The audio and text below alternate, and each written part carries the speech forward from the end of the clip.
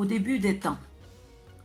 Quand Ève eut son premier enfant, elle pensa que c'était le bon moment pour faire savoir à son mari qu'elle avait sa place dans le nouveau foyer.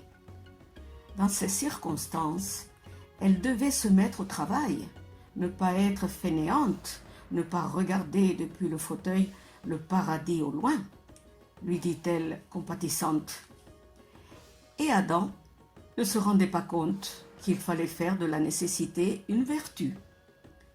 Il passait la journée à mettre de l'ordre dans ses idées. Il regrettait de ne pas avoir accompli le mandat de fidélité et d'obéissance. Et bien sûr, il aurait préféré ne pas avoir atteint la connaissance du bien et du mal.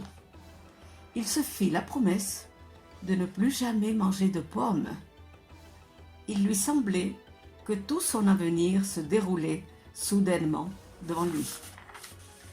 Mais le serpent ne cessa pas d'importuner. Son fils aîné se consacra à l'agriculture. C'était un jeune homme fort et bien nourri qui naquit pour être sauvage et tua son frère par jalousie.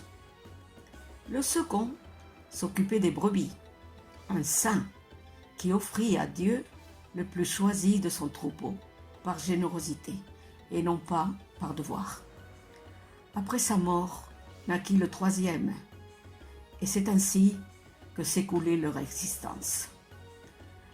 Après leur expulsion du paradis, l'horloge de la vie d'Adam s'en alla trop loin, et en un clin d'œil, il atteignit 930 ans.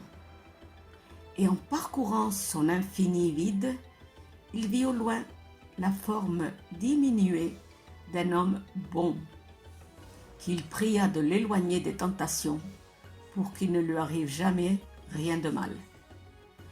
Et il sut que tout irait bien, parce que si le mal ne reculait pas par l'effort, le bien non plus.